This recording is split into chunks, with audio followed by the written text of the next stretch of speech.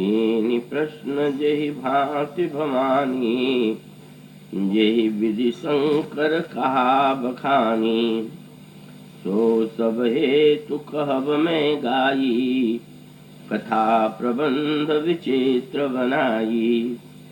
जेहि यह कथा सुनी नहीं होई, जनि आचरज करे सुनि सोई।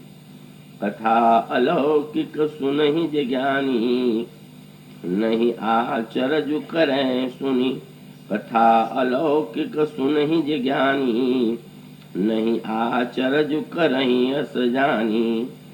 राम कथा के मिति जग नाही, असि प्रतीति तिनके मन माही। नाना भांति राम अवतारा, रामायण शतकोटि अपारा। कल्प भेद हरि चरित सुहाये, भांति अनेक मुनि सन गाये। करियन संशय अस उर आनी, सुनिय कथा सादर रति मानी। राम अनंत अनंत गुण, अमित कथा विस्तार। सुनि आचरजुन मानियहि, जिनके विमल विचार।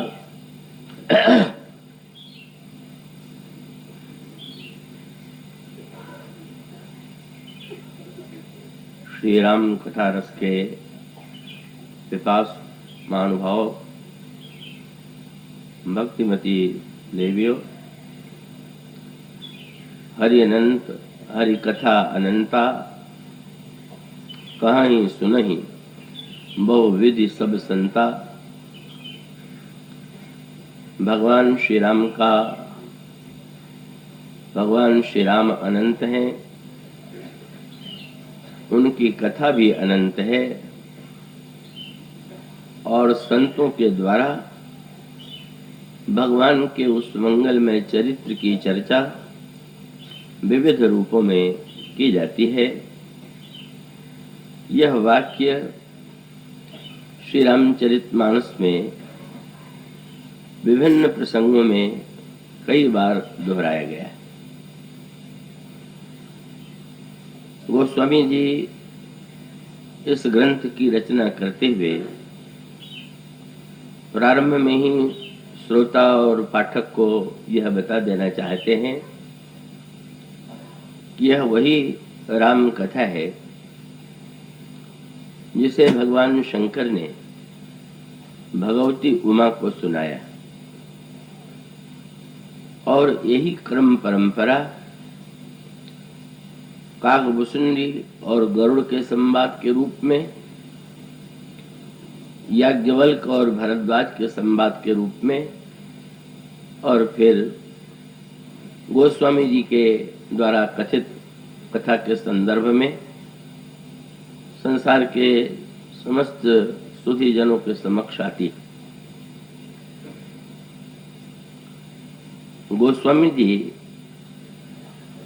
जब इस मानस सर की रचना करते हैं तो प्रारंभ में उन्होंने यह बता दिया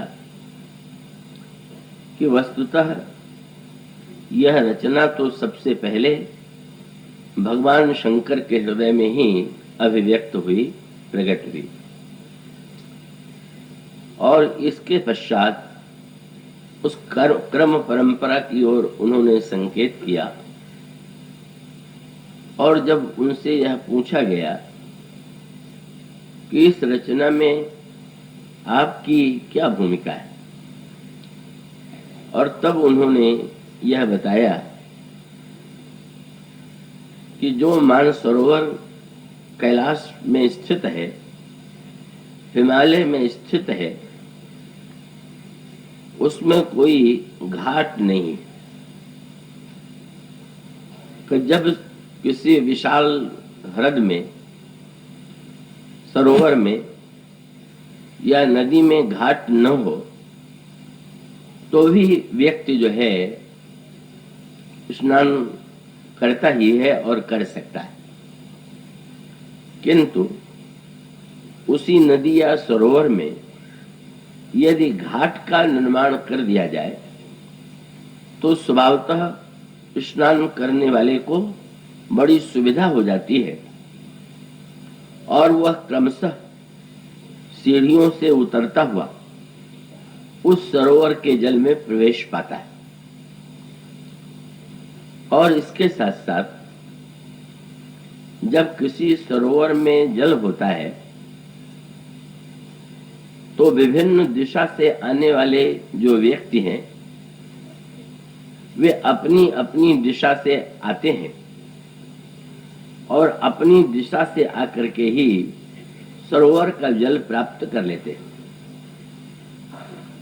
ठीक इसी प्रकार से जैसे आप इस महानगर के अलग अलग मोहल्लों के निवासी हैं और आप विभिन्न दिशाओं से यात्रा करते हुए अपने गंतव्य स्थान तक पहुंचते हैं। गंगा में स्नान करना हो तो आप विभिन्न दिशाओं से आते हैं। कथा की गंगा में स्नान करना हो तो भी आप भिन्न भिन्न दिशाओं से आते हैं। और इस मानस सरोवर में भी यदि स्नान करना हो तो गोस्वामी जी इसमें घाटों की कल्पना करते हैं।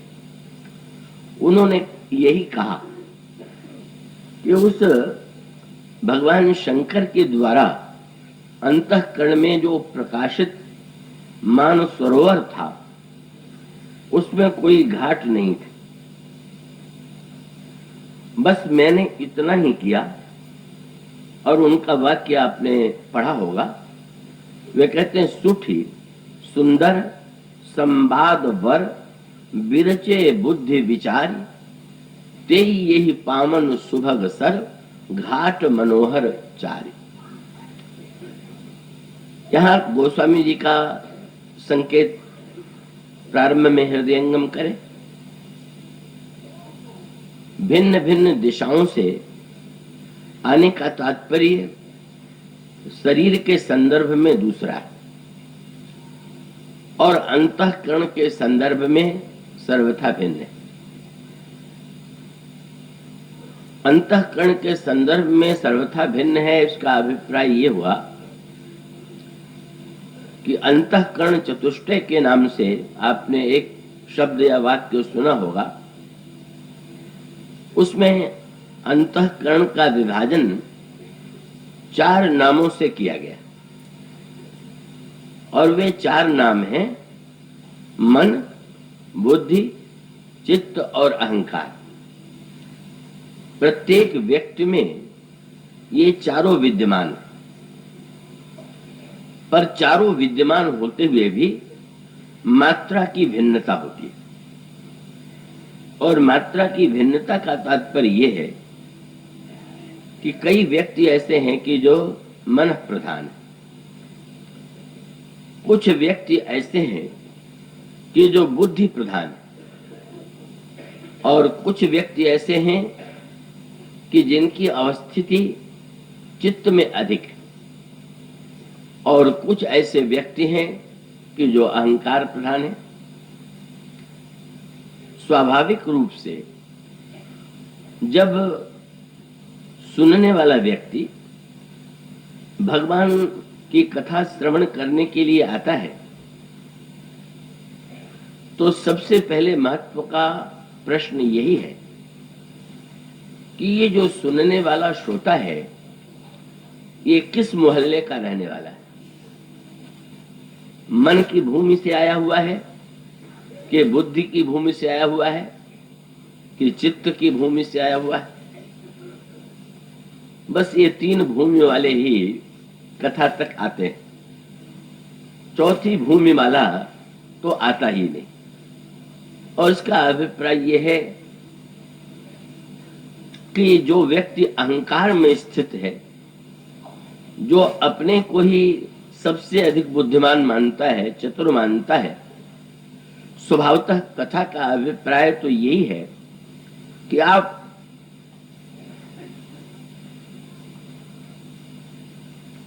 वहां अपनी बात कहने के लिए नहीं, सुनने के लिए आए हुए हैं। तो स्वभावतः जब कोई व्यक्ति अहंकार प्रधान होता है तो वह अपनी बात कहने में जितनी रुचि रखता है, दूसरे की बात सुनने में उतनी रुचि नहीं रखता। और स्वभावतः बराबरी पर हो तो शायद कहे सुने भी, पर अगर उसे यह दिखाई दे कि एक व्यक्ति बहुत ऊपर बैठा दिया गया है और वह अकेला व्यक्ति बोल रहा है और प्रत्येक व्यक्ति को सुनना पड़ेगा, तो उसके अहम पर चोट लगती है। और गोस्वामी जी ने इसी के लिए व्यंग्यात्मक भाषा में कहा कि जब उनसे ये कहा गया कि उस मानसरोवर की जो यात्रा थी वह तो बड़ी कठिन थी, क्योंकि उसके मार्ग में अगर आप हिमालय की यात्रा करें तो वन भी पड़ेंगे, पर्वत भी पड़ेंगे, नदियां भी पड़ेंगी। पर चलिए, रामचरितमानस के रूप में यह जो कथा आ गई, इनमें इस कथा में आने के लिए इन वस्तुओं का अभाव है। पर गोस्वामी जी ने कहा यह यथार्थ नहीं। इस कथा के मार्ग में भी पर्वत भी है, वन भी है, नदियां भी है, और इनको पार करने के पश्चात ही व्यक्ति यहां तक आता है। और तब उन्होंने जो तुलना की है, आपने उसे पढ़ा होगा, तो उन्होंने यही कहा कि वन बहु विषम मोह मद माना। मोह और मद और मान, इन तीन के वन जो हैं भगवत कथा के रस में बाधक है। मोह का अभिप्राय है कि जिसके अंतःकरण में विषयों के प्रति तीव्र आसक्ति है, का वह व्यक्ति भी उस आसक्ति को छोड़ करके कथा रस का पान करने के लिए आ सके, यह संभव नहीं। उस वन को पार करना कठिन है। इसी प्रकार से मद का बन है, किसी व्यक्ति को अपनी श्रेष्ठता का गर्व है, अपने पुण्यात्मा होने का गर्व है, पंडित होने का गर्व है, वह व्यक्ति भी मानो उस बन को नहीं पार कर पाता। और अभिमान तो सबसे बड़ा बन है ही। गोस्वामी जी ने कहा ये मोह मद मान आदि की वृत्तियों को जब व्यक्ति पार करे, तब कहीं जाकर के श्री राम कथा के आस्वादन का अवसर उसे मिलेगा। और साथ साथ उन्होंने ये कहा कि नदियां भी मार्ग में है। और नदियां क्या है? बोले नदी कुतर्क भयंकर नाना। नाना प्रकार के जो कुतर्क हैं वही मानो नदी है, जिसे पार करना बड़ी कठिन है। जो बड़े तार्किक बुद्धि वाले व्यक्ति होते हैं का उनको जब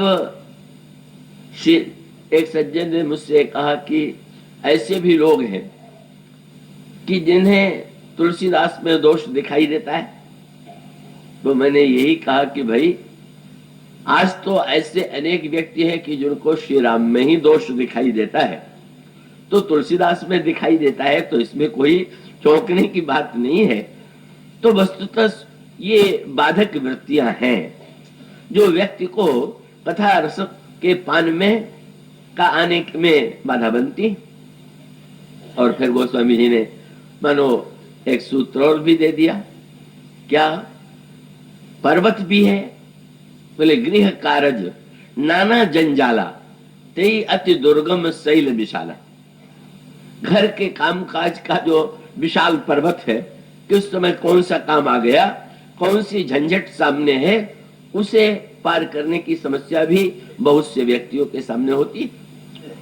तो अनेक व्यक्ति तो ऐसे हैं कि जो कथा तक आ ही नहीं पाते, भगवत रस तक पहुंचे ही नहीं पाते।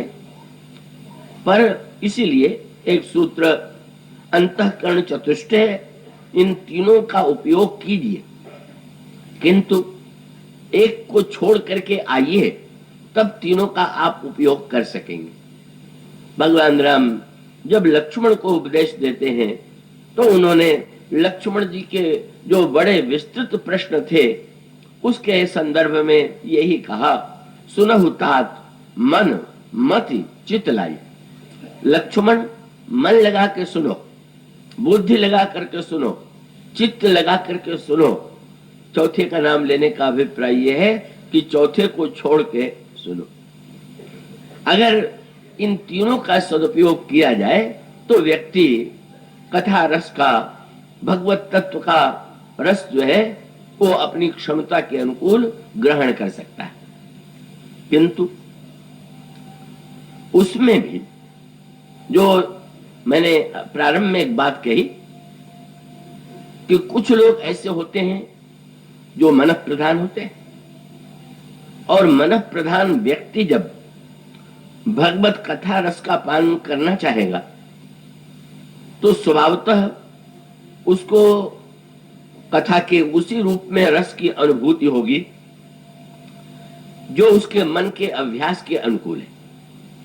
और उसका अभिप्राय यह है कि वो स्वभावतः यह चाहेगा कि कथा में मनोरंजन का पक्ष प्रबल हो, मनोरंजन के पक्ष के साथ साथ मन को प्रिय लगने वाली जो बातें हैं उसे सुनने का अवसर मिले, और उसके स्थान पर जो बुद्धि प्रधान व्यक्ति है वो मनोरंजन के स्थान पर बुद्धि से ठीक ठीक जो सुसंगत हो, बुद्धि के दृष्टि से जो कल्याणकारी हो, उस रूप में सुनना चाहता है।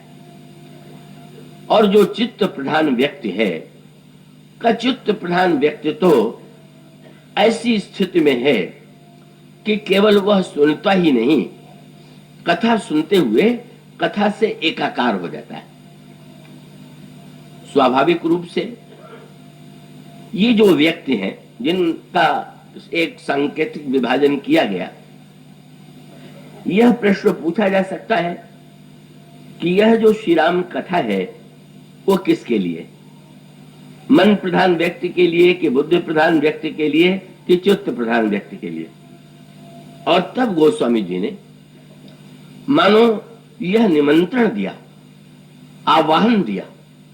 उन्होंने कहा कि आप कहीं भी क्यों न हो, यहां आप आइए और आकर के आप जिस वस्तु की खोज में हैं, अगर वे सारी वस्तुएं वहां हैं तो आप उसका आनंद लीजिए। और इस दृष्टि से ये जो वक्ता और श्रोताओं का विभाजन है रामचरितमानस में, इसलिए गोस्वामी जी ने राम कथा के साथ यह शब्द जोड़ दिया। मुझे स्मरण आता है बहुत वर्ष पहले कानपुर के एक आयोजन में वहां के एक विशिष्ट पदाधिकारी के मुंह से एक वाक्य निकला कि ये राम कथा तो बड़ा स्वस्थ मनोरंजन है। तो सुनकर के कई श्रोताओं को बुरा लगा कि ये शब्द कहना कि राम कथा मनोरंजन है, ये तो भगवान की कथा का अनादर है। और उन्होंने मुझसे जब ये कहा तो मैंने ये कहा कि इसमें अनादर की कोई बात नहीं है। गोस्वामी जी ने भी यही कहा है। जब उन्होंने ये वाक्य कहा राम कथा के संदर्भ में ही, तो उन्होंने कहा बुध विश्राम, यह जो राम कथा है उनको विश्राम देने वाली। विश्राम का अर्थ सोना न समझ लीजिएगा, ये न मान लीजिएगा कि बुद्धिमान व्यक्तियों को कथा में नींद आ जाती होगी, विश्राम की अनुभूति हो जाती होगी। उसका अभिप्राय ये है कि बुद्धि जो है निरंतर तर्क करते हुए, विचार करते हुए मानो थकी हुई। स्वभावतः आप दिन भर कर्म करते हैं, पर कर्म करने के बाद आप धीरे धीरे अपने को समेटना प्रारंभ करते हैं। पहले आप नगर में थे, या आपका संबंध शायद अनेक नगरों से हो, और आप जब अपने कार्य को क्रमशः विश्राम की दिशा में ले जाते हैं तो पहले आप सर्वत्र से एक नगर में आ जाते हैं। नगर में आने के पश्चात का फिर आप लौटते हुए एक मोहल्ले में आ जाते हैं जिसमें आप रहते हैं। एक मोहल्ले के बाद भी आप अपने घर में आ जाते हैं। घर में भी आकर के आप उस घर के एक कमरे में आ जाते हैं, और एक कमरे में भी आकर के जब आप विश्राम की ओर जाएंगे तो एक पलंग पर आ जाते हैं, और पलंग पर भी यदि मान लीजिए अपनी धर्म पत्नी के साथ आप वार्तालाप में संलग्न हैं कुछ समय के लिए, तो भी तो एक स्थिति, चाहे वो वार्ता कितनी भी अच्छी क्यों न लग रही हो, प्रिय क्यों न लग रही हो, जब हम विश्राम चाहेंगे पूरी तरह से, तो विश्राम पाने के लिए उस वार्तालाप को भी बंद करना होगा। और बंद करने के पश्चात फिर आप आंखें भी बंद कर लेते, और आंखें बंद करने के बाद जब आप पूरी तरह से सिमट जाते हैं, तो आपको बड़ी सुखद निद्रा आती है और आपको विश्राम की अनुभूति होती है। ठीक इसी प्रकार से ये जो बुद्धि है का संसार में इतनी विलक्षण विज्ञान की, और अगर आप समस्त ग्रंथों पर ध्यान दें तो बुद्धि के लिए न जाने कितने ग्रंथ हैं, न जाने कितने अध्ययन के विषय हैं, और आप उसका अध्ययन कीजिए, शास्त्रों का अध्ययन कीजिए, पुराणों का स्मरण कीजिए, स्मृतियों का अध्ययन कीजिए, और अध्ययन करते हुए आप मानो उस बुद्धि का विस्तार करते हैं। पर अंत में तो बुद्धि थकेगी, और थकने के बाद भी बुद्धि को विश्राम की आवश्यकता है।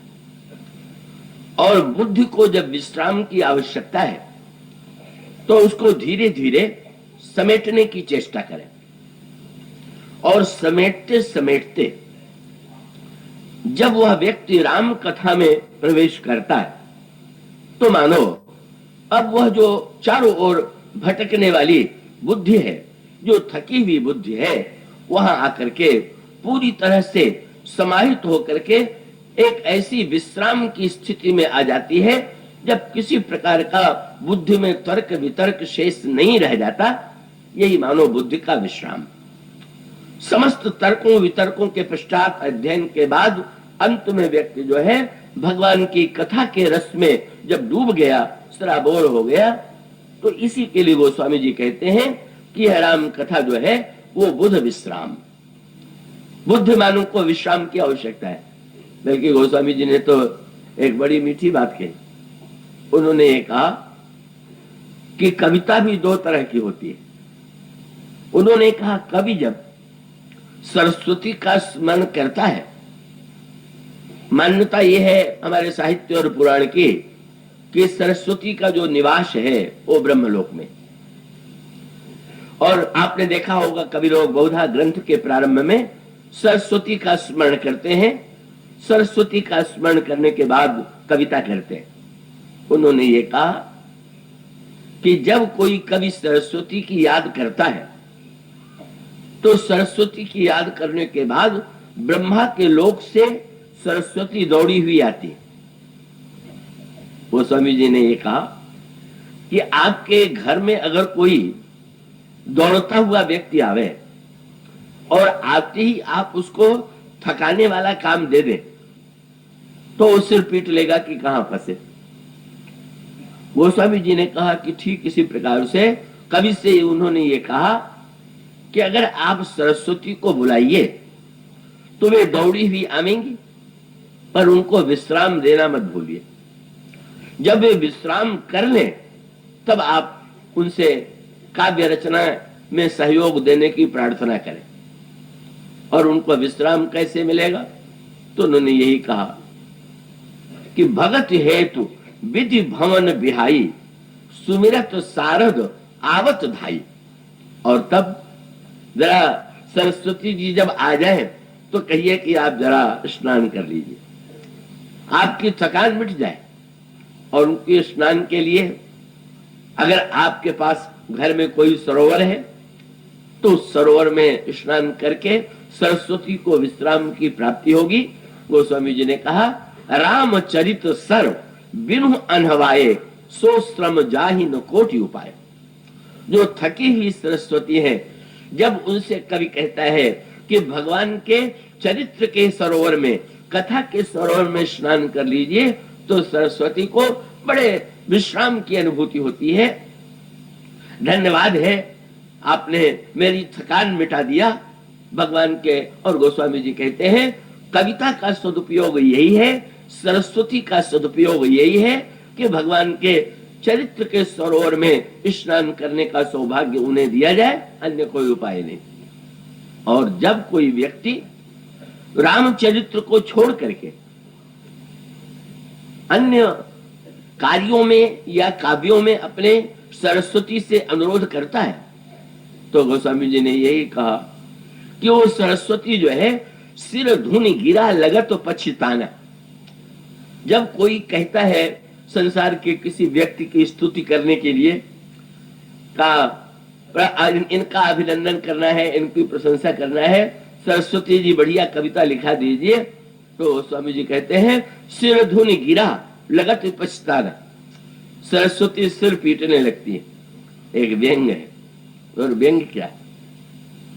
किसी ने गोस्वामी जी से कहा अगर कभी भगवान श्री राम के विषय में अपनी कविता का उपयोग न करें तो भी तो कविता बन जाती, तो आप कैसे कहते हैं कि सरस्वती की सहायता उसे नहीं मिली? उन्होंने तुरंत कहा व्यंग क्या है?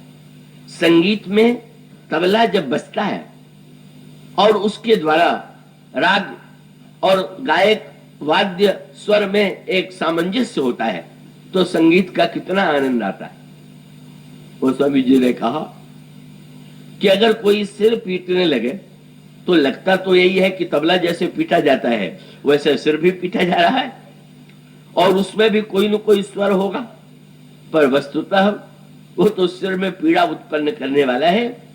गोस्वामी जी का केवल काव्य में संकेत इतना ही है कि जब कोई व्यक्ति सरस्वती को भगवान श्री राम को छोड़ करके अन्य कुछ करने के लिए अन्य संसारिक व्यक्तियों की प्रशंसा की दिशा में लगा लेता है, वो कविता नहीं है, सरस्वती का सिर पीटना है। अब आपको उस कविता में आनंद आता हो तो सिर पीटने का आनंद लीजिए, पर वस्तुतः सरस्वती का बुद्धि का सर्वश्रेष्ठ उपयोग यही है कि भगवान के चरित्र और भगवान के गुणों में ही उनका प्रयोग किया जाए। इसलिए मानो बुद्ध व्यक्ति अगर अपनी बुद्धिमत्ता का सदुपयोग करना चाहता है, बुद्धि के द्वारा वो जीवन के श्रम का निवारण करना चाहता है, वो बुद्धि के द्वारा जीवन में धन्यता प्राप्त करना चाहता है, तो उसे राम कथा के द्वारा ही ये धन्यता प्राप्त होगी। ये संकेत गोस्वामी जी का है। इसलिए उन्होंने कहा बुध विश्राम, पर साथ साथ उन्होंने एक वाक्य तुरंत कह दिया कि अब जो बेचारे मनोरंजन प्रधान है उस व्यक्ति से यदि ये कह दिया जाए कि आप बुद्धि के मार्ग से यदि आवेंगे तो ही आप राम कथा के अधिकारी हैं, तो वह व्यक्ति तो कथा रस से वंचित रहेगा। गोस्वामी जी ने कहा आइए आइए, आप भी निश्चित आपके लिए भी यहाँ पर वस्तु मिलेगी। और तब उन्होंने कहा बुध विश्राम सकल जन रंजन। जो संसार के समस्त मन प्रधान व्यक्ति हैं उनके लिए ये राम कथा जो है अत्यंत मनोरंजक है।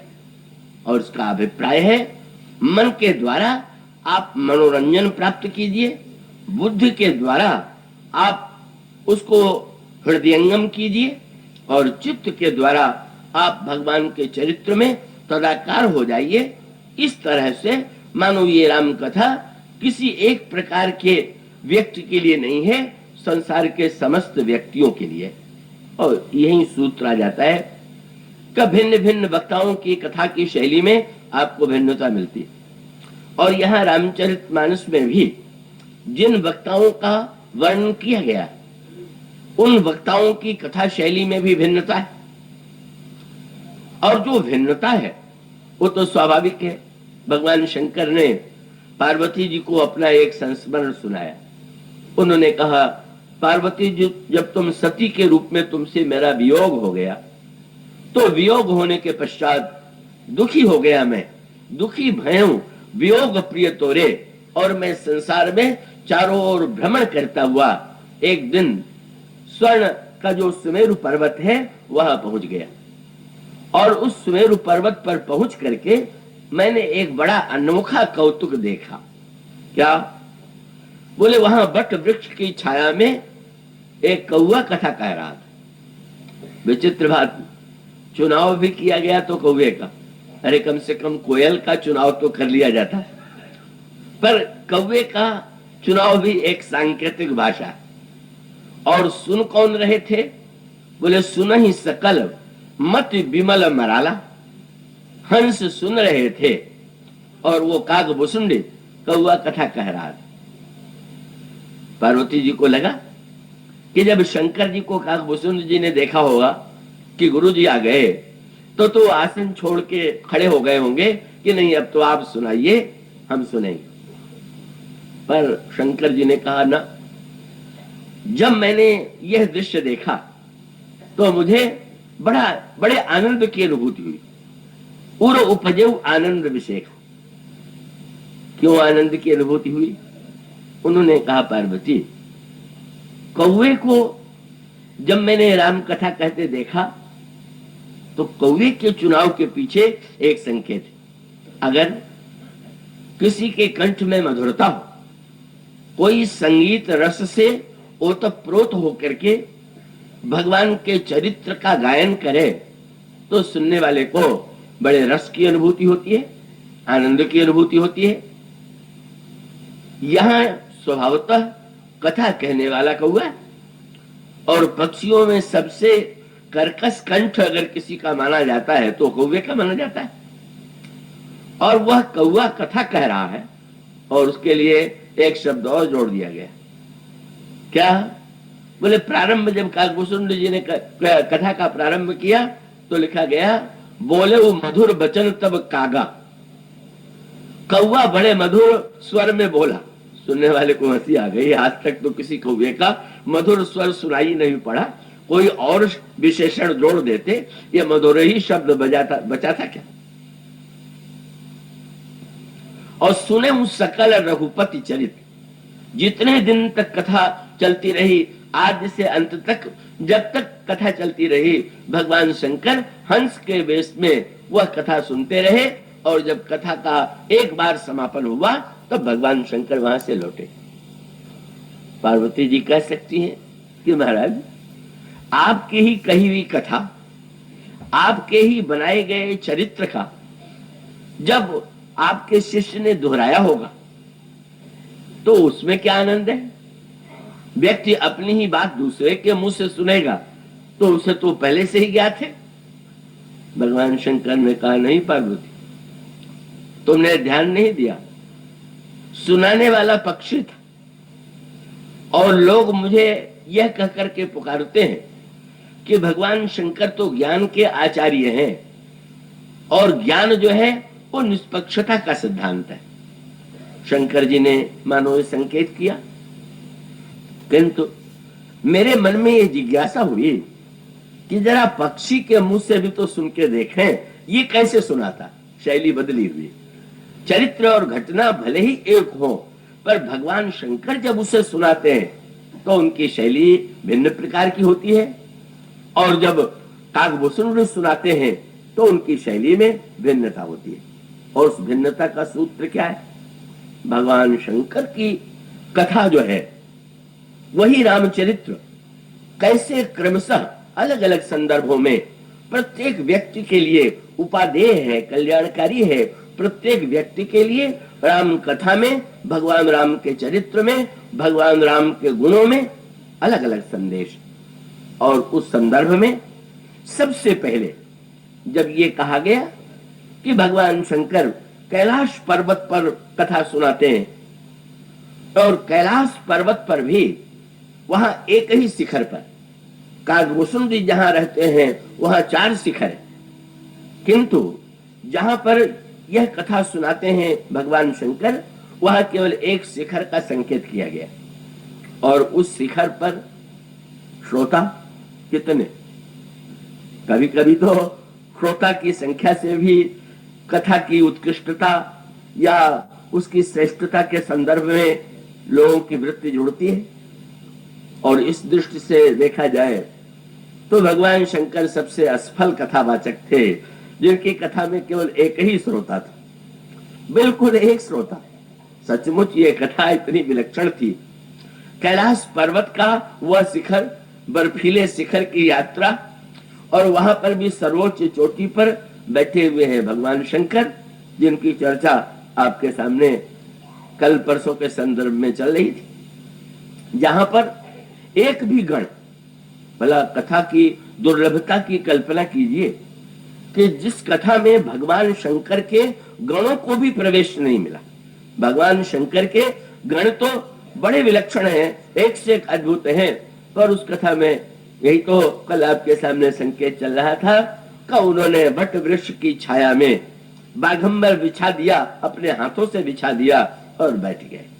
और बैठ जाने के पश्चात पार्वती पर जब पार्वती भल अवसर जानी गई शंभुपह मातु भवानी, भगवान शंकर को अकेले में बैठे देख करके पार्वती जी को लगा इससे बढ़िया कोई अवसर नहीं। अब इसमें संकेत क्या है? जहां अनेक श्रोता होंगे वहां स्वभावतः कहने वाले को भी उनकी विभिन्न रुचियों का ध्यान रखना ही होगा। पर यहां तो मानो वह ऐसी शुद्ध तात्विक कथा है जिसको यूं कह सकते हैं कि जहां पर अंतःकरण का पूरा सामंजस्य मिलकर के एकाकार हो गया। और उस संदर्भ में मृगचर बाघंबर पर बैठे हुए, ये किसकी व्याख्या की जाए, वो तो एक एक शब्द बड़े सांकेतिक हैं। बाघंबर का अर्थ है, नागरिपु शब्द का प्रयोग किया गया। बाघ जो है वो हाथी का शत्रु है, हाथी को मार डालता है। ये मद, हाथी जब मतवाला होता है तो उसके सिर से मद बहता है, उसी को कहते हैं ये मदोन्मत्त हो रहा। और उसका अभिप्राय ये है, जिसने मद को पूरी तरह विनष्ट कर दिया, उस निर्भिमानता के दिव्य आसन पर कामारी भगवान शंकर विराजमान। और उन भगवान शंकर के सामने पार्वती जी ने जब देखा बिल्कुल एकांत में बैठे हुए हैं तो गई, और गई शंभुपा मातु भवानी। शंकर जी ने पार्वती जी को देखा और तब वाम भाग हरि आसन, हर आसन दीना। पार्वती जी को शंकर जी ने आसन बिछा दिया, ये नई बात हुई। श्रोता तो वक्ता को बहुत आसन बिछाते हैं, पर यहाँ की कथा तो अनोखी थी। वक्ता ने आसन अपने लिए बिछाया और श्रोता भी एक ही आया तो उसके लिए भी आसन बिछा दिया। और बिछाया भी तो कहाँ, बाएं भाग में। पार्वती जी को याद आ गया, जब वे सती थी तब एक बार भगवान शंकर के पास जब आई तो वहां पर एक शब्द आता है, सन्मुख शंकर आसन दीना। शंकर जी ने सती जी को सन्मुख आसन दिया और आज वाम भाग में दिया। मानो इनमें एक विशेष प्रकार का शाब्दिक संकेत पूछा जा सकता है। वैसे सन्मुख का अर्थ होता है अनुकूलता और बाएं का अर्थ होता है प्रतिकूलता। आज हमारे सम्मुख ये देवता सन्मुख हैं, जब हम किसी को कहते हैं तो उसका अभिप्राय अनुकूल है, और जब कहते हैं कि बाएं हैं तो इसका अर्थ है प्रतिकूल है। पर शंकर जी ने बड़ा अनोखा कौतुक किया, सती जी को सन्मुख दिया और पार्वती जी को बाएं दिया। मानो संकेत ये था कथा में कहां बैठना चाहिए।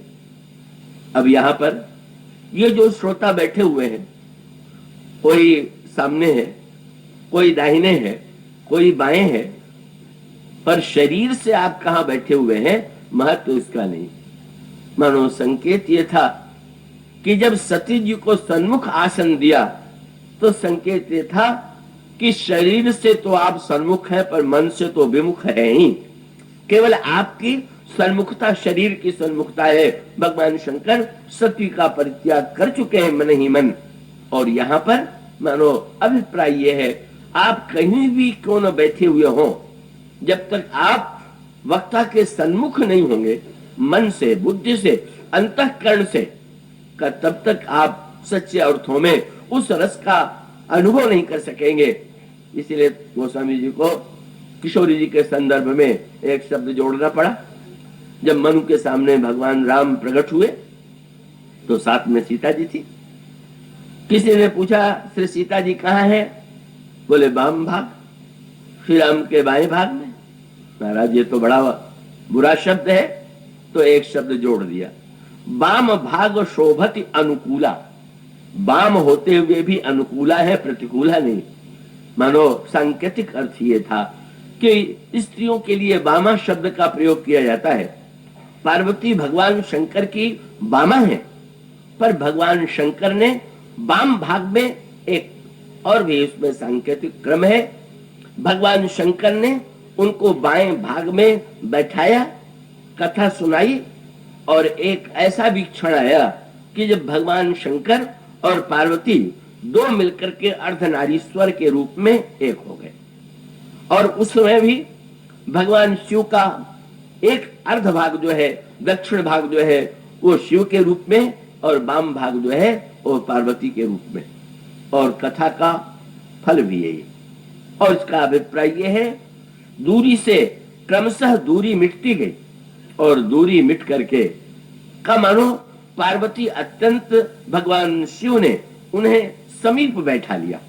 बस सुनने वाले के पास आप बैठेंगे। जब कथा के प्रारंभ में एक ध्यान की आप बात नित्य सुनते हैं कि इस ध्यान में आइए हम लोग प्रवेश करें, तो उसका अर्थ ये है कि जिस भाव राज्य में बैठ के कथा कही जा रही है, अगर वो मेरे साथ आप मेरे पास नहीं बैठे हुए हैं तो आप तो दूर हैं, और दूर वाले को क्या सुनाई देगा।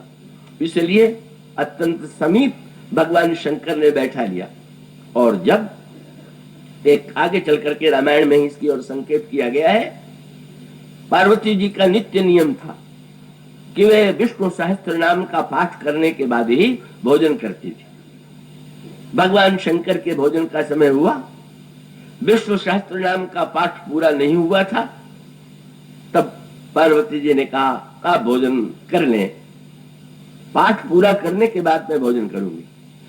शंकर जी ने कहा पार्वती मेरी बात मानो, तुम एक बार राम नाम ले लो, बस सहस्त्र नाम का पाठ हो गया, और आओ मेरे साथ भोजन करो। शायद सुविधावादियों के लिए तो ये बहुत बढ़िया मंत्र हो गया। क्यों इतना परिश्रम किया जाए, क्यों इतना पाठ किया जाए। इसलिए कैसे कैसे वाक्य प्रचलित हैं, न नहाना हो तो कह दीजिए मन चंगा तो कठौती में गंगा।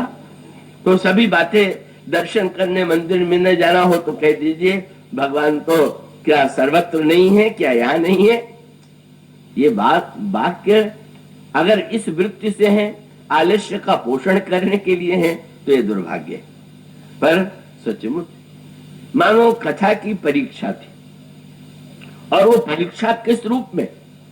कथा पहले संसार की कथाओं से चित्त हटाइए, और संसार की कथाओं से चित्त हटा करके राम कथा सुनिए।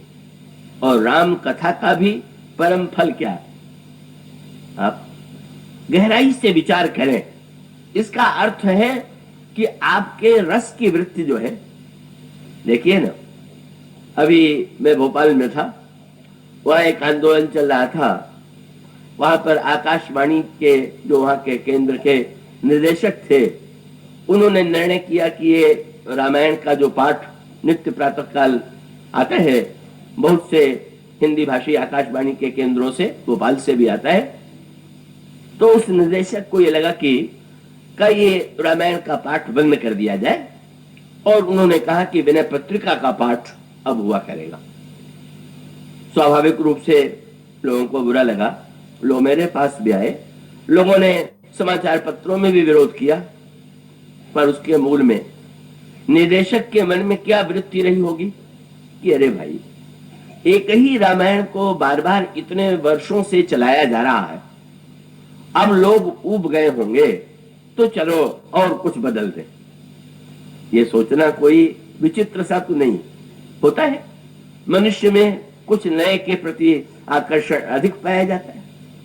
पर विचार करके आप इसको इस अर्थ में देखिए कि कुछ वस्तुएं तो ऐसी हैं कि जो वस्तुएं निरंतर आप उनको स्वीकार करते हुए भी क्या ऊब जाते हैं क्या।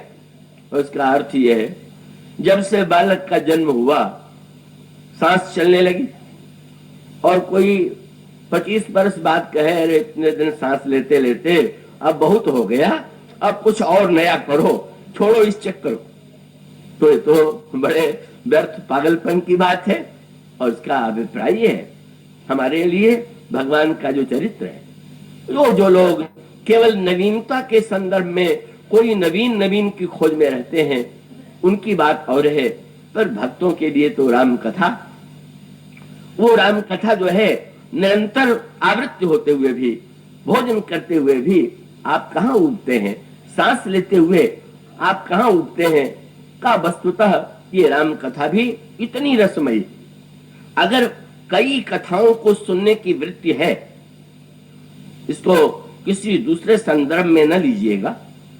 इसका अभिप्राय ये है कि अगर हम राम कथा भी सुन लेते हैं, काम कथा भी सुन लेते हैं, निंदा कथा भी सुन लेते हैं, निंदा कथा तो ऐसी चलने वाली कथा है कि जो चलती ही रहती है, तो स्वभावतः इसका अर्थ है कि अभी भगवत कथा रस का अनुभव नहीं हुआ। भगवत कथा रस का एक बार अनुभव हो जाने के पश्चात दो प्रकार के वृत्ति वाले व्यक्ति होते हैं, मक्खी के समान और भ्रमर के समान। मक्खी अभी कमल के फूल पर बैठी और अगले ही कुछ क्षणों में देखा कि नाली पर भी बैठी हुई। एक ये भी सुनने वाले की वृत्ति है, और वो भ्रमर है जो केवल कमल का रस पीता है। जिन मधुकर अंबुज रस चाख्यो त्यों तेहि करील क्यों भावे, सूरदास प्रभु काम धेनु तजी छेरी कौन दुहावे। ऐसी वृत्ति जब व्यक्ति के अंतःकरण में आ गई, अब संसार की कथा बस श्रवण और कथा नहीं सुनी हो, ये वृत्ति विनय पत्रिका में गोस्वामी जी कहते हैं।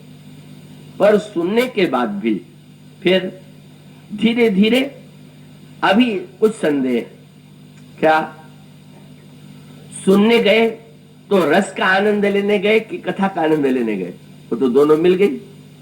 और जब लेने गए तो फिर देखिए ना, कभी श्रृंगार रस की चर्चा हुई, कभी हास्य रस की चर्चा हुई, कभी वीर रस की कथा में भगवान के चरित्र में भाग आया, और अलग अलग श्रोताओं को अलग अलग रसों में विशेष आनंद आ जाता है।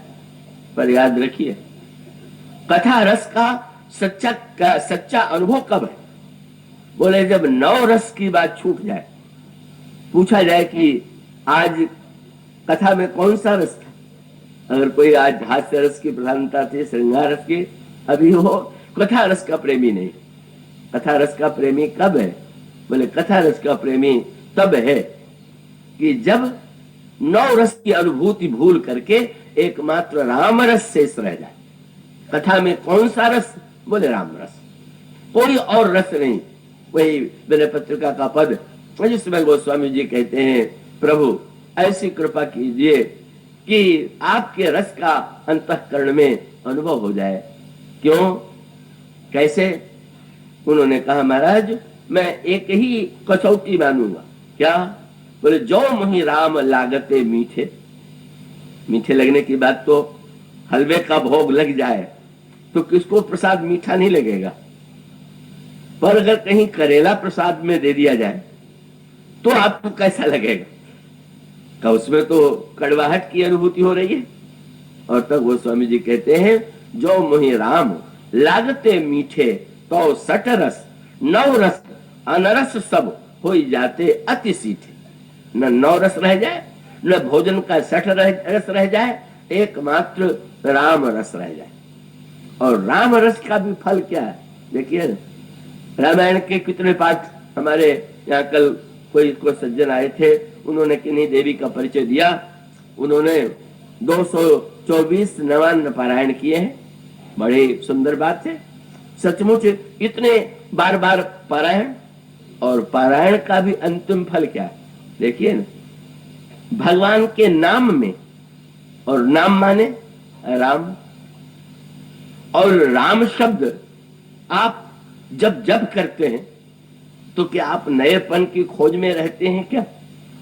एक ही शब्द आप माला पर दोहराए चले जा रहे हैं, और इसका अर्थ है कि आपकी परख ये है कि आपको सचमुच अगर राम में रस आने लगा तो नाम में 2 ही अक्षर में इतना आनंद आ जाता है कि वो 2 अक्षर में ही व्यक्ति को इतने रस और आनंद की अनुभूति हो जाती है कि उस नाम में डूब करके नाम से एकाकार हो जाता है। यही मानो वस्तुतः रस के कसौटी है कि हम बाह्य रस के नहीं, सचमुच राम में रस की अनुभूति करते हैं। एक सज्जन तो कीर्तन का विरोध करते थे, बड़े बुद्धिमान थे। वो कहने लगे, आपके सिर पर कोई झांझ लेकर के पीटने लगे, आपका नाम लेकर के 1000 बार पुकारने लगे, तो आपको क्या अच्छा लगेगा? ये कीर्तन करने वाले झांझ पीट के भगवान के कान को कितना कष्ट पहुंचा रहे हैं। ये भी विचित्र दृष्टि हो सकती है। पर भला सोचिए, कितनी बार आप रामायण नहीं राम नाम दोहराते हैं। मानो पार्वती के कथा श्रवण की परीक्षा यही थी। संसार की कथाएं तो समाप्त हो गई। संसार की कथा समाप्त होने के बाद अब श्री राम की कथा तुमने सुनी और पास आ गई, और अंतिम कसौटी परीक्षा लिया। बोले, एक राम विष्णु सहस्त्र नाम के बराबर। पार्वती जी कोई सुविधावादी या आलसी थोड़ी थी। पर गोस्वामी जी ने लिखा, सहस नाम सम सुनि शिव बाणी जप जेई पिय संग भवानी।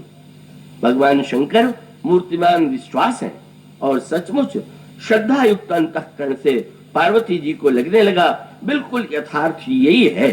और तत्काल उन्होंने भगवान शंकर के साथ भोजन किया, और उसी समय शंकर जी ने पार्वती को अर्धनारीश्वर के रूप में अपने से अभिन्न बना दिया। मानो भगवान शंकर ने यही कहा कि धीरे धीरे कथा सुनते सुनते इतना समीप व्यक्ति आ जाए कि वक्ता और श्रोता मिलकर के सर्वथा एक हो जाए, विश्वास और श्रद्धा मिलकर के एक रूप हो जाए, और दोनों में कोई भिन्नता न रह जाए, दोनों में कोई दूरी न रह जाए। उस दुर्लभ कथा जहां पर यह स्थिति है, उस कथा में केवल एक ही श्रोता और केवल एक ही वक्ता। और वो दुर्लभ कथा जो है बड़ी तात्विक, उसमें चित्त और बुद्धि इन दोनों ही तत्वों का बड़ा अद्भुत समावेश है। पूछती हैं, भगवान शंकर पूछते हैं, कहिए। और तब विनम्र शब्दों में पार्वती जी यही कहती हैं, कथा जो सकल लोक हितकारी सोई पूछन चह शैल कुमारी विश्वनाथ मम नाथ पुरारी त्रिभुवन महिमा विदित तुम्हारी। और स्तुति करने के बाद धीरे से कहने लगी, महाराज जरा बुरा मत मानिएगा, सती जी के रूप में मेरे मन में संशय था। तो भगवान शंकर ने कहा, वो तो सती के शरीर के साथ ही चला गया। सो पार्वती जी ने कहा, अजहू कछु संशय मन मोरे। महाराज अब भी कुछ संशय मेरे मन में बिचा हुआ है। भगवान शंकर को हंसी आ गई। भगवान शंकर ने कहा कि पार्वती, सती के रूप में जो तुम्हारा संशय था वो दूसरे प्रकार का था, और आज जो तुम्हारा बस तुम्हारे अंतःकरण का, तुम सचमुच भगवान की रसमयी कथा सुनना चाहती हो, और इसलिए वक्ता के को प्रेरित करने के लिए तुमने संशय का। विनम्रता से मैं संशयग्रस्त हूं, आप भगवान के चरित्र को, गुण को सुना करके मेरे अंतःकरण के संशय को दूर कीजिए। मानो श्रद्धा युक्त अंतःकरण से भगवान शंकर से जब पार्वती पूछती हैं, भगवान शंकर पूछते हैं, तो वहां तो कथा का जो श्रेयस होता है वो साधारण व्यक्ति के लिए तो हृदयंगम करना संभव ही नहीं, क्योंकि उन्होंने प्रारंभ में यही से किया। प्रथम सुख कारण कहु विचारी निर्गुण ब्रह्म सगुण बपुधारी। निर्गुण सगुण कैसे होता है? अब ये तत्व की जो कथा है वो साधारण व्यक्ति के लिए हृदयंगम करने योग्य नहीं है। साधारण व्यक्ति को उसमें रस की अनुभूति नहीं हो सकती है। और उस कथा के साथ साथ का भगवान शंकर से उन्होंने प्रश्न किया, प्रथम सुख कारण कहो बखानी निर्गुण ब्रह्म सगुण बपुधारी। पुनि प्रभु कहो राम अवतारा बाल चरित पुनि कहो उदारा। कहो जथा जानकी विवाही राज्य सजा तजासो दूषण काही बनबस कीन्हे चरित अपारा। कहो नाथ जिम रावण मारा राज बैठ कीन्ही बहुलीला। सकल कहो शंकर सुखशीला बहुरी कहो करुणायतन कीन जो अचरज राम प्रजा सहित रघुवंश मणि किम गौने निज धाम। मुस्कुराए बोले प्रश्नों की झड़ी लगा दी तुमने, तो छोड़े ही नहीं, इन्हीं प्रश्नों का उत्तर देना है। तो तुरंत पार्वती जी ने कहा महाराज इतने का तो उत्तर दीजिए, पर इसके साथ साथ जो मैं नाथ न पूछा होई सो कृपालु राख्यो जन कोई, जो मैंने न पूछा हो उसको भी छिपा मत दीजिएगा, आप उसे भी सुनाइएगा। अब भगवान शंकर जिस दुर्लभ कथा का जो वर्णन कर रहे हैं, वो कथा सर्वोच्च शिखर पर, सर्वोच्च श्रद्धा के उस पवित्र स्तर पर सुनने योग्य कथा है। और वो उसमें ज्ञान की मुख्यता है। ज्ञान घाट के आचार्य, 4 घाट की जो कल्पना की गई, मानो ज्ञान घाट के आचार्य भगवान शंकर हैं। इस घाट पर भीड़ बिल्कुल नहीं होती है, इसमें तो केवल एक ही श्रोता प्रवेश पा सकता है, और तब उसे तो सुलभ बनाना है। और तब दूसरे हमारे वक्ता हैं भुसुंडी जी। ये वो भगवान शंकर और भुसुंडी जी के सिद्धांत में एक बड़ा विलक्षण अंतर है। और वो अंतर क्या? भगवान शंकर से जब पूछा जाता है कि भगवान कहाँ रहते हैं, तो भगवान शंकर यही कहते हैं देश काल दिश विदिशहु माही कहु सो कहा जहां प्रभु नहीं। पर भुसुंडी जी ने जब कथा सुनाई तो गरुड़ जी को अपना संस्मरण सुनाते हुए कहा जब बाल्यावस्था में ही मेरे माता पिता की मृत्यु हो गई, और तब मैं जिज्ञासु भाव से मुनियों के आश्रम में गया और उनसे मैंने पूछा कि भगवान राम की उपासना सगुण ब्रह्म और आधन मोहि कहो भगवान। वहां निर्गुण से प्रारंभ हुआ, और ये जब जाते थे तो भुसुंडी जी यही कहते थे कि सगुण ब्रह्म की आराधना, निर्गुण सगुण क्या होता है इसमें उनकी कोई रुचि नहीं। उनको तो केवल ये सगुण ब्रह्म की आराधना कैसे की जाए ये बता दीजिए। जब वे पूछते थे तो जो मुनि थे वे वेदांती थे, और वो कह देते थे जेहि पूछो सोई मुनि अस कही ईश्वर सर्वभूत में अहि। जिससे पूछता था वो यही कह देता था कि ईश्वर तो समस्त संसार में निवास करता है। कैसा लगता था? गरुड़ जी ने कह दिया निर्गुण मत मम हृदय ने आओ। ये जो निर्गुण सिद्धांत है ये मेरे हृदय में आता नहीं था, सुन रहा था, पर मुझे निराशा होती थी। अब देखें बड़े महत्व का सूत्र, ये रामायण जो है वेदांत का ग्रंथ है कि भक्ति का ग्रंथ है कि कर्मयोग का ग्रंथ है कि शरणागति का ग्रंथ। श्री राम का जो ये चरित्र है, भगवान राम की जो कथा है, भगवान राम का जो गुण है, वो ज्ञानियों के लिए है कि भक्तों के लिए है कि कर्मयोगियों के लिए है कि असमर्थों के लिए है?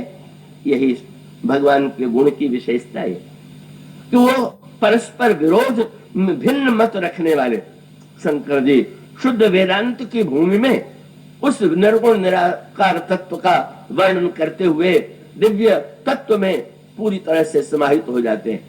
और भुसुंडी शर्मा वो तो बिल्कुल नहीं, अंत में उसी के विवाद में लोमस जी से विवाद हो गया, वो भी वेदांती, और वेदांती के बाद का क्रोध आ गया जब ये बार बार सगुण साकार की रट लगाने लगे, तो क्रोध में आकर के शाप दे दिया जा तू कौवा हो जा। और तब एक नई बात हो गई, और वो नई बात ये है कि पक्षियों में विवाद होना तो स्वाभाविक है, पर ये पक्षियों में संवाद कैसे हो?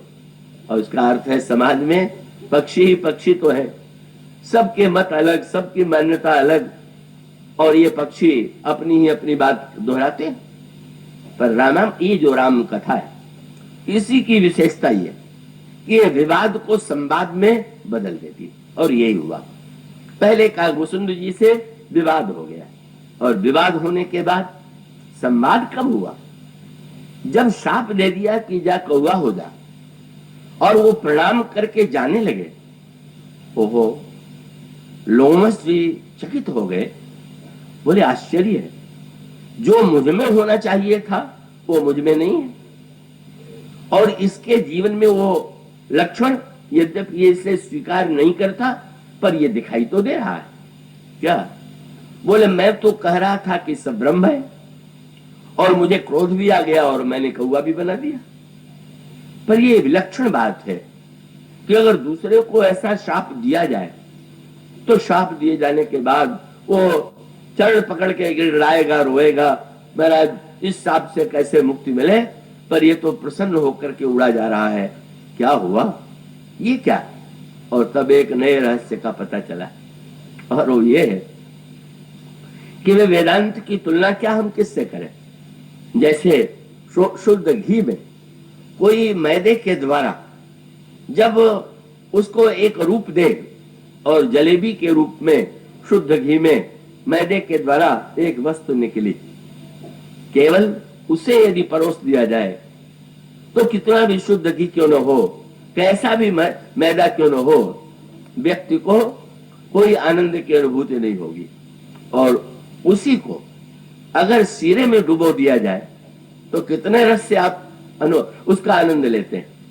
समझ गए लोमस जी कि जब तक वेदांत की जलेबी को भक्ति के शीरे में नहीं डुबोया जाएगा तब तक मिठास की अनुभूति नहीं होगी। देखो तो इसके पास कैसा जीवन में रस है, बुला लिया और फिर राम कथा सुनाई, और राम कथा सुनने के बाद वेदांती से राम कथा सुनी, भक्त ने सुनी, और सुनने का एक फल ये पा लिया कि कौआ बन करके भगवान राम का जब अवतार होता है, बस एक सामंजस्य का अर्थ क्या, भगवान सर्वत्र हैं कि एक देश में। और इसका उत्तर यही कि सर्वत्र तो है, पर एक देश को इसलिए महत्व देना चाहिए कि ये जो आपके यहाँ गंगा बह रही वे तो हिमालय से लेकर के गंगोत्री तक हैं, किंतु आपको जो प्राप्त होंगे वो तो एक स्थान पर जाने पर ही नहाएंगे, आप उसका पान करेंगे। ये बिजली चाहे सारे नगर में उसकी तार हो, लेकिन जहां से आपने केंद्र बना करके उसको ग्रहण किया वहीं आपको प्रकाश मिलेगा। चाहे नदी में कितना भी जल क्यों न हो, जब तक आप एक चुल्लू में उसको समेट करके पात्र में पिएंगे नहीं तब तक आपकी प्यास नहीं बुझेगी। इसलिए मानो दोनों एक दूसरे के उपयोगी पूरक।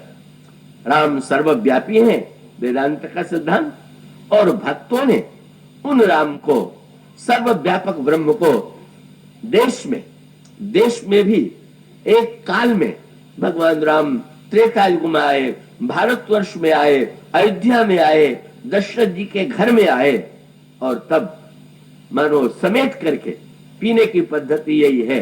भुसुंडी रसिक हैं, बस तैराक में और पीने वाले में अंतर होता है। शंकर जी तैराक और काग भुसुंडी जी प्यासे। सरोवर में तैराक गया और वो गहराइयों में डूब गया, और प्यासा गया तो सरोवर को जल को स्वयं में लाने की चेष्टा की। आप चाहे जल में जाइए चाहे जल को अपने भीतर लाइए, दोनों ठीक, दोनों का अलग अलग आनंद है। और जब आप जल को भीतर ले आना चाहेंगे तो पूरा सरोवर ही थोड़ी आप उठा करके पी सकते, तब तो आपको जितना आपके पात्र में जल है। और इसीलिए भुसुंडी जी अयोध्या में दशरथ जी के आंगन में केवल 5 बरस तक भगवान राम के साथ रहते हैं। 5 बरस के बाद 6ठे बरस में चले गए। क्यों? बोले कौए के साथ बालक 5 वर्ष तक खेले तो स्वाभाविक लगेगा, पर पाठशाला में विद्यार्थी पढ़ने जाए और कौआ वहां पीछे पीछे लगा रहे तो एक बड़ा संकट होगा। बरस 5 तक रहो लू भाई, और तब एक खेल का रस उन्होंने गरुड़ जी को सुनाया। बोले आज आपको एक लीला सुना रहे हैं। भगवान राम नन्हे से बालक के रूप में आंगन में घूम रहे हैं, और मैं लड़िकाई जहां जहां फिरही तह तह संग उड़ाऊं, जूठन गिरई अजिर मह सोई उठाई मैं खाऊं। भगवान राम के द्वारा भोजन का रस लेते हुए जो जूठन गिर जाता है का उसी को उठा करके मैं स्वाद लेता था, खेलता था। पर एक दिन खेल में भगवान ने भक्त को भी वेदांत की कथा नहीं सुनाई, वेदांत का सत्य खेल खेल में बता दिया। कौशल्या अम्मा ने मालपुआ दे दिया, बड़ा मीठा रस भरा। कौशल्या जी तो मूर्तिमती भक्ति की ही रूप है, और भक्ति का जो मालपुआ होगा वो तो रस से भरा हुआ होगा ही, उसमें क्या संदेह। और जब वो मालपुआ श्री राम के हाथ में आया तो कुसुंड जी बड़े प्रसन्न हुए, अब मिलने ही वाला है। और प्रभु बड़े कौतुकी, आज मालपुआ दे ही नहीं रहे हैं, लिए चले जा रहे हैं, क्या हो रहा है, क्या मेरे लिए प्रसाद छोड़ेंगे ही नहीं है क्या? तो बुलाया, और बुलाया तो पास में चले गए बड़े प्रसन्न होकर के। आज शायद नीचे न गिराने के स्थान पर हाथ से ही खिलावेंगे, पर बस गए तो हाथ खींच लिया, और हाथ खींच लेने के बाद निराश हुए। कभी कभी भगवान भक्त जो चाहता है उसे देते हैं, और कभी कभी भगवान कहते हैं तुमने जो चाहा वो तो मैंने दिया, अब आज जो मैं दे रहा हूं तुम उसका भी तो स्वाद लो, और तब आप उस प्रसंग में पावेंगे। रूठ गए, बार बार बुलाया, मालपुआ दिया नहीं, रूठ गए। कैसे भगवान का इतने कृपण हो गए कि मालपुए का एक कण भी नहीं दे रहे हैं, चलो मैं चला। और तब चले तो फिर आता है बड़ा सांकेतिक वर्णन है।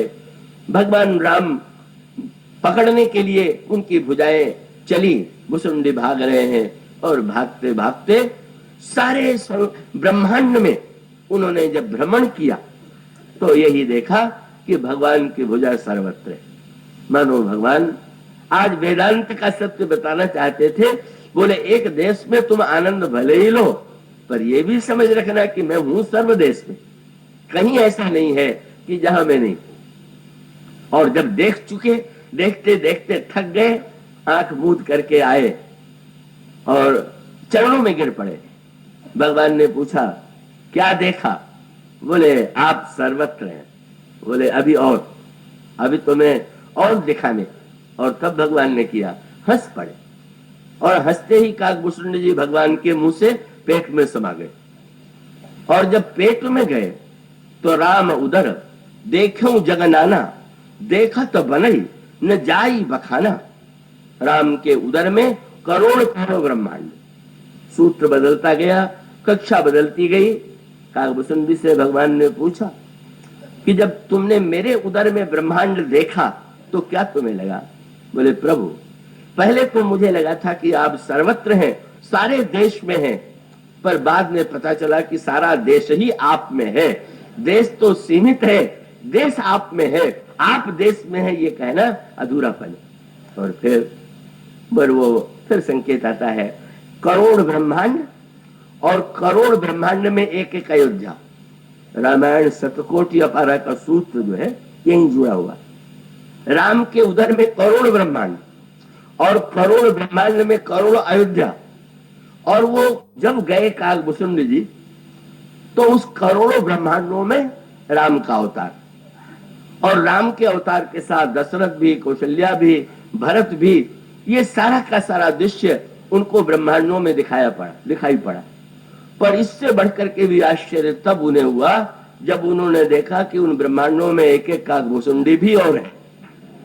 और तब समझ में आ गया कि अरे भाई, इसका अभिप्राय यह है कि हम जिन राम में आनंद ले रहे हैं उनमें रस प्राप्त करें, पर ये जो अनंत अनंत ब्रह्मांड जो निवास करते हैं उन अनंत अनंत ब्रह्मांडों में प्रभु का अवतार हो रहा है।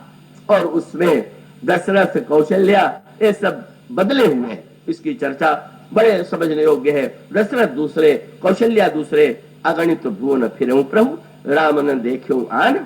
और तब मानो समझने वाले व्यक्ति को रामायण शतकोटि अपारा का अभिप्राय क्या है कि जब हम अपने ब्रह्मांड की ओर देखते हैं तो हमें एक राम कथा का अनुभव होता है, पर जब ईश्वर की अनंतता पर कोटि कोटि ब्रह्मांडों पर दृष्टि डालते हैं तो सर्वत्र भगवान के अवतार, भगवान की लीला।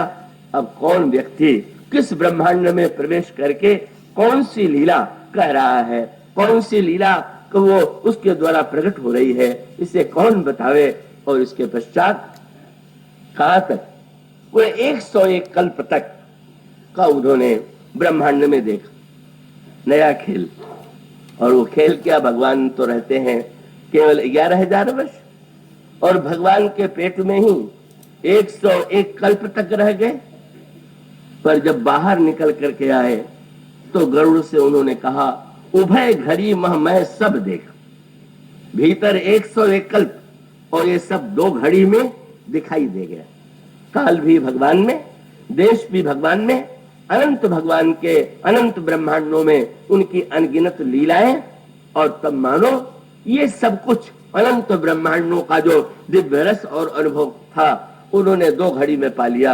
मुझे विश्वास है कि आप लोगों ने भी इन छोटी सी घड़ी में उस प्रभु के चरित्र के किसी अंश का आनंद लिया होगा। इसके बाद की चर्चा कल होगी। बोलिए सिया